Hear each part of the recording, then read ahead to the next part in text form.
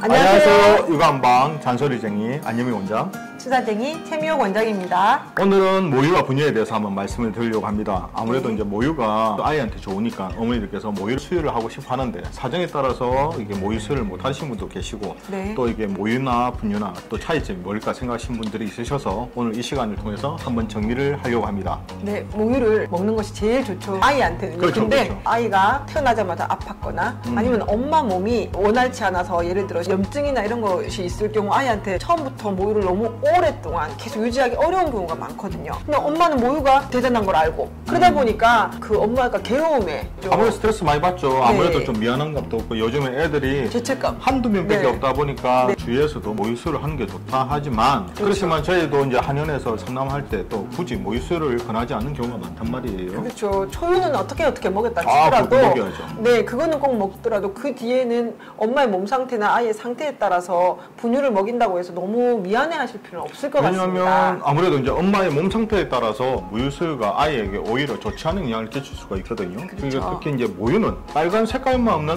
엄마의 혈액과 동일하다고 생각이 들기 때문에 엄마의 식생활이라든지 몸 상태에 따라서 모유의 영양이라든지 그 상태가 바뀌어 버리거든요. 그래서 오히려 이제 소화기 같은 게라든지 특히 이제 우리가 말하는 기체증. 네, 그게 아이만 있는 것이 아니라 산모에게 오는 경우도 많거든요. 그렇죠. 그러니까 엄마가 뭐 전몸살도 심했다거나 아니면 유전형으로 염증이 많다든지 그다음에 예를 들어 소화불량이나 체증이 심해서 위장 상태가 안 좋은 경우, 그다음에 배앓이가 너무 심해서 엄마가 몸이 원활치 않은 경우에 기체증에 많이 시달릴 경우엔 아이한테도 모유를 줄 때 많은 영향을 끼치거든요. 아무래도 이제 기체증을 유발시키는 노폐물, 우리 몸에 있는 노폐물이 모유를 통해서 또 아이에게 전달될 수 있기 때문에 아이가 모유를 수유하는 중에서도 아이가 코막힘이라든지 감기, 설사, 변비, 위장장애가 있다 그러면 굳이 이렇게 모유를 계속 안 하는 것보다는 중간에 중지를 시키고 분유를 하는 것을 저희가 권하기도 합니다. 예, 그렇죠. 물론 뭐 코막힘이 조금 있을 수 있습니다. 겨울에 이제 아이가 나왔을 경우에. 근데 뭐 그 정도로 모유를 먹이지 말라는 것이 아니고 또 엄마의 모유를 먹이는 거에 대해서 아이가 먹고 건강 상태가 유지가 안 된다면 모유를 줄이거나 끊고 분유로 가셔도 됩니다. 그러니까 어머니들께서 요즘 보게 되면 이렇게 모유에 대해서 오히려 이게 조금 더 부담이 되다 보니까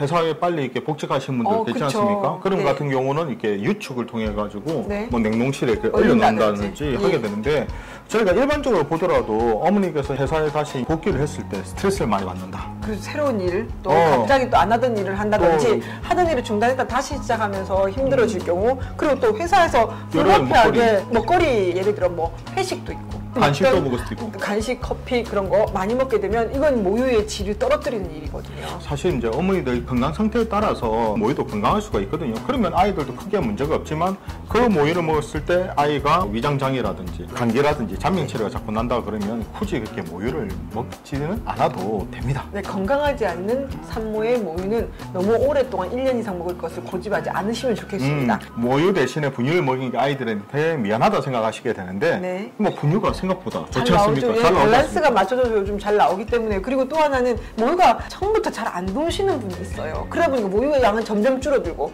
아이는 벼슬 다 채우지를 못하니까 계속 울고 짜고 숙면을 못하는 경우가 있기 때문에요. 엄마 모유가 좀 적다, 정말 노력해도 안 된다 할 때는 분유로 혼합하시다가 점점 모유 양이 줄어들면 중단하시고 분유로 가셔도 됩니다. 분유가 사실 요즘 잘 나오기 때문에 그 안에 충분한 미네랄, 또 비타민, 그리고 또 유산균도 넣어서 장애도 건강하게 만드는 것도 나온단 말이에요. 그래서 사실 아이들은 1년 동안 분유만 먹더라도 매우 건강하고 충분히 성장을 할 수 있다고 생각이 됩니다. 그래서 너무 걱정하지 않으셔도 되는데 거기에는 전제 조건이 있습니다. 아이의 몸에 맞는 분유를 먹자. 그 아이의 몸에 맞는 분유를 찾으셔야 된다. 아이가 일단 소화를 잘 시키면 뭐 구토 같은 거 없고 대변도 원활할 텐데 이 두 가지가 잘 안 맞으면 아무래도 우리 아이하고 잘 맞는 분유가 아닌 걸로 아시고 다른 분유를 조금 시도를 해보시면 좋겠습니다. 분유를 먹든 모유를 먹든 수유 시 아이들한테 중요한 팁을 한 가지 또 말씀을 드려야 될 건데 그게 뭐죠? 많이 먹이지 말라. 네, 그렇죠. 아이가 잘 먹는다고 계속 양을 늘리셔서 과식을 시키는 분들이 많거든요. 오늘의 가장 포인트는 수유를 할 때 과식을 하시면 안 된다는 것입니다. 아무래도 특히 애들 막 울고 그러면 자연스럽게 이제 일단은 젖병을 물리든지 젖을 물리시다 하시게 되는데 이제 그렇게 되면 가식을 하는 경우가 생긴단 말이에요. 그 아이가 울 때가 꼭 배고파서 우는 게 아니거든요. 기저귀가 너무 축축한다든지 소화가 안 돼서 깝깝해도 아이들은 울고 더워도 울거든요. 근데 계속 울 때마다 젖병을 물린다면은 소화 상태가 어떻겠습니까? 소화에도 부담이 될 거고 네. 또 가식하는 게 습관이 되면 나중에 커서도 많이 먹는 습관이 될 거거든요. 네. 그리고 또 아이가 자기가 짜증을 내고 화를 낼 때 자꾸 이게 뭐 분유라든지 뭐 이런 먹게 되면 애가 커서도 우리도 보면 먹는 걸로 스트레스 푸는 친구도 있지 않습니까? 네, 그렇죠. 그게 살찌거든요. 사실은. 네. 네. 그런 습관을 잡아줄 수 있기 때문에 그런 부분을 조금 신경 쓰셔야 될 것 같습니다. 네, 그리고 이제 저는 항상 돌 전후 아이들한테 얘기하거든요. 한 번 분량이 중요합니다. 200을 넘지 않는 것이 중요합니다. 이거는 지금 한 10개월에서 12개월 아이들 얘기하는 거거든요. 우리 아이가 잘 먹는다고 해서 계속 물리시다가 270 많이 뭐 이렇게 많아요. 먹는 네. 경우도 제가 봤는데 위산을 너무 늘려버리면 안 됩니다. 잘 먹는 거 중요한데 너무 많이 과식해서 위를 늘려버리면 안 됩니다. 그래서 어머님들이 그 수유 시간을 좀 일정하게 유지해 주시고 과식을 예방하셔야 될 것 같습니다. 아이 가식만 조금 신경 써주셨으면 좋겠습니다. 네. 분유든 모유든 아이가 소화가 잘 되고 똥만 잘 나오면 괜찮습니다. 이처럼 이렇게 궁금한 이과 정보는 언제든지 댓글 달아주시게 되면 준비해보도록 해보겠습니다. 우리 아이들 위한 잔소리쟁이 안유미 원장, 수사쟁이 최미영 원장이었습니다. 좋아요와 구독하기도 잊지 마시고요. 다음 영상에도 만나 뵙겠습니다. 육아는 한방. 한방.